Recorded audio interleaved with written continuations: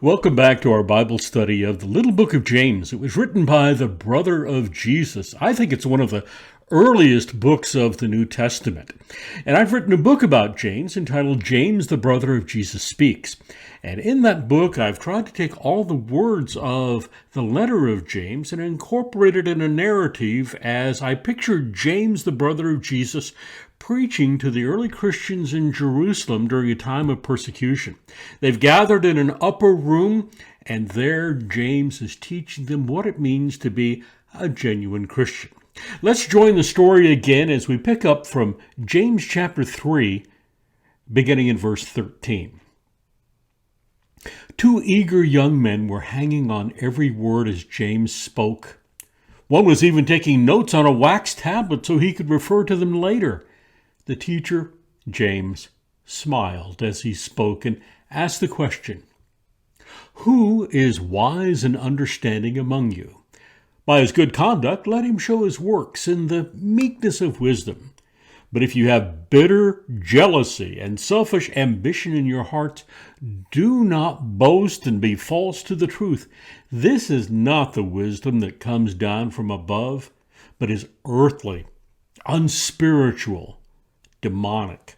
For where jealousy and selfish ambition exist, there will be disorder in every vile practice. But the wisdom from above is first pure, then peaceable, gentle, open to reason, full of mercy and good fruits, impartial and sincere. And a harvest of righteousness is sown in peace by those who make peace." James chapter 3, verses 13 through 18. Chapter 3 began by talking about teachers.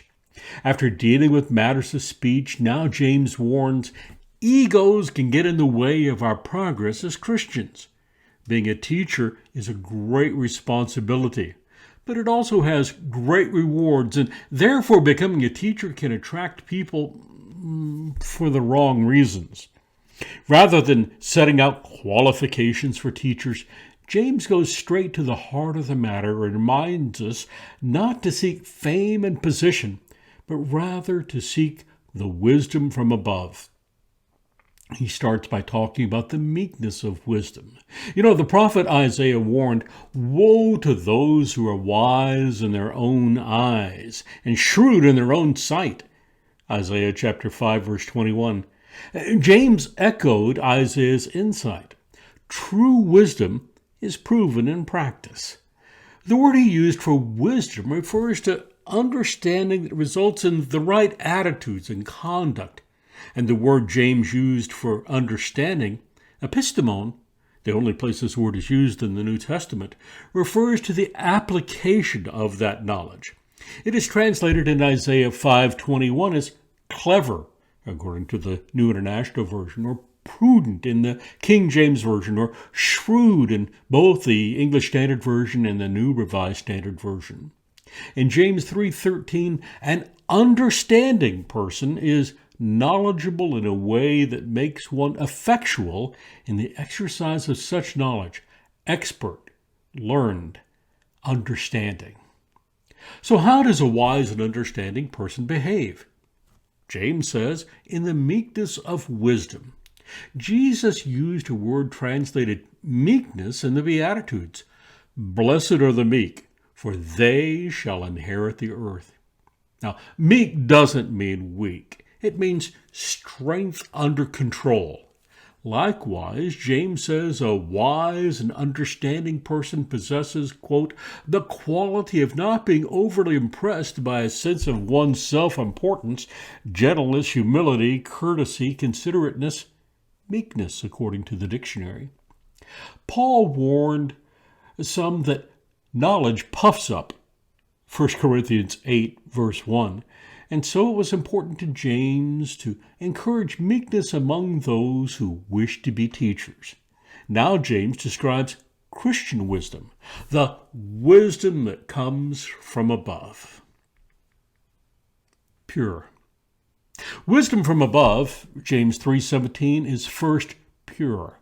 The word James translated pure can also be translated holy. Paul warned Timothy to keep yourself pure, 1 Timothy chapter 5, verse 22.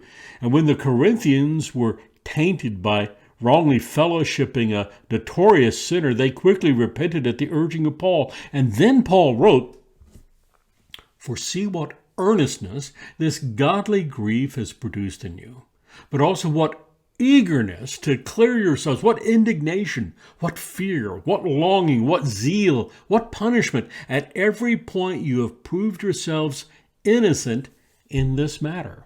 2 Corinthians 7, verse 11. The word innocent in that last verse is our word pure. Purity is an attitude that results in action. Peace-loving. Peacemakers who sow in peace raise a harvest of righteousness. James 3:18. And Jesus said, "Blessed are the peacemakers, for they will be called the sons of God." Matthew chapter 5, verse 9. The biblical concept of peace doesn't necessarily mean lack of conflict. Rather, it describes a world where God is in control, and thus there will be peace. This is a critical quality for biblical teachers. Some teachers seem to be looking for a fight as if it will elevate them in the eyes of others.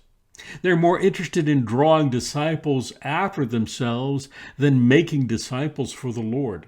A true teacher honors God. Considerate. The next quality is considerate. I like the Greek dictionary definition of this word, gentle. Not insisting on every right of letter of law or custom, yielding, gentle, kind, courteous, tolerant. It is one of the virtues that qualifies a man to serve as an elder, according to 1 Timothy 3:3. Indeed, it should be a characteristic of every Christian, quote, to show perfect courtesy toward all people, Titus 3, verse 2. Paul concludes his letter to the Philippians by saying, "Let your reasonableness be known to everyone.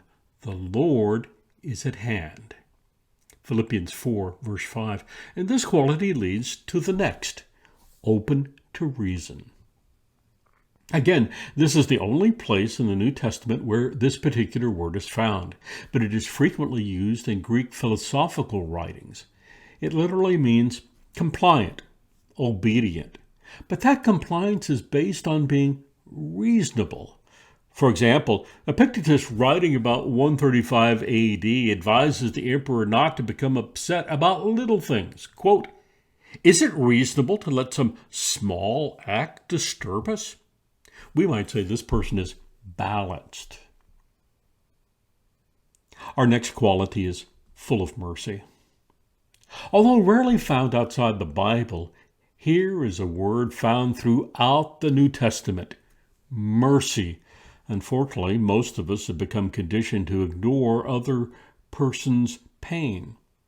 I like William Barclay's definition of mercy as sympathy that is ready to help. Notice Luke chapter 6, verses 27 through 36, and then consider the story of blind Bartimaeus from Mark chapter 10, verses 46 through 52. Jesus didn't just show sympathy to Bartimaeus as he passed by. Jesus stopped and cured the blind man. Sympathy that is ready to help. Our next quality, full of good fruit. John the Baptist told the people who were coming to hear him, "Bear fruit in keeping with repentance." Matthew 3:8. And when asked to give examples, he replied, "You brood of vipers, who warned you to flee from the coming wrath? Produce fruit in keeping with repentance, and do not begin to say to yourselves, 'We have Abraham as our father.' For I tell you that out of these stones God can raise up children for Abraham. The axe is already at the root of the trees, and every tree that does not produce good fruit will be cut down and thrown into the fire." "What should we do then?" the crowd asked.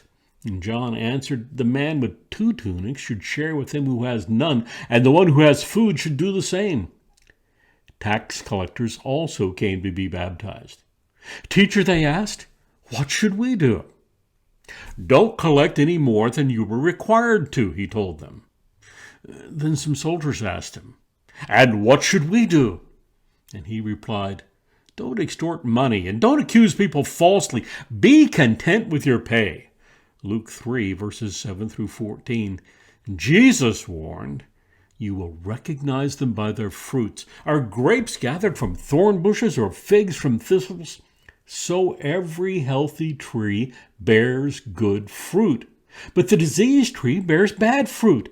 A healthy tree cannot bear bad fruit, nor can a diseased tree bear good fruit. Every tree that does not bear good fruit is cut down and thrown into the fire. Thus you will recognize them by their fruits." Matthew 7:16 through 20. In what may be the only parable recorded in the Gospel of John, Jesus said, "I am the true vine, and my Father is the vine dresser. Every branch in me that does not bear fruit, he takes away, and every branch that does bear fruit, he prunes, that it may bear more fruit. Already you are clean because of the word I have spoken to you. Abide in me, and I in you. As the branch cannot bear fruit by itself unless it abides in the vine, neither can you unless you abide in me. I am the vine, and you are the branches. Whoever abides in me, and I in him, he it is that bears much fruit, for apart from me you can do nothing. If anyone does not abide in me, he is thrown away like a branch and withers, and the branches are gathered, thrown into the fire, and burned. If you abide in me, and my words abide in you, ask whatever you wish, and it will be done for you. By this my Father is glorified, that you bear much fruit and prove to be my disciples." John chapter 15, verses 1 through 8. The Apostle Paul wrote, "We were saved, quote, that we may bear much fruit for God." End quote. Romans 7, verse 4. What is that fruit? He told the Ephesians, quote, "The fruit of light is found in all that is good and right and true." Ephesians 5, verse 9. He amplifies it even more in his letter to the Galatians. "But the fruit of the Spirit is love, joy, peace, patience, kindness, goodness, faithfulness, gentleness, self-control. Against such things there is no law." Galatians 5:22 and 23. Moving on, our next quality is impartial. Why would James list impartial as one of the qualities of wisdom from above? Here's a word that has two meanings, and the brother of Jesus probably intends for us to see both of them. The first definition pertains to, quote, "not being judgmental or divisive." Non-judgmental, not divisive, impartial, which is certainly a critical quality among Christians. Jesus told us, "Do not judge, or you too will be judged. For in the same way you judge others, you will be judged, and with the measure you use, it will be measured to you." Matthew chapter 7, verses 1 and 2. But the word also has an interesting second meaning. Not being uncertain, unwavering. See the Revised Standard Version, without uncertainty. Thus, James is telling us the wisdom from above isn't divisive, but it is unwavering. And finally, sincere. Sincere, unhypocritos. In this case, it literally means unhypocritical, without pretense, genuine. And there are many other places in the New Testament that help us to understand sincere. And so we learned what it means to be a Christian teacher, to have the wisdom that is from above that produces fruit in our lives. Because, as I've been told a lot as a preacher, people would much rather see a sermon than hear one any day. Live good lives. Be blessed. Bye-bye. We'll see you next week.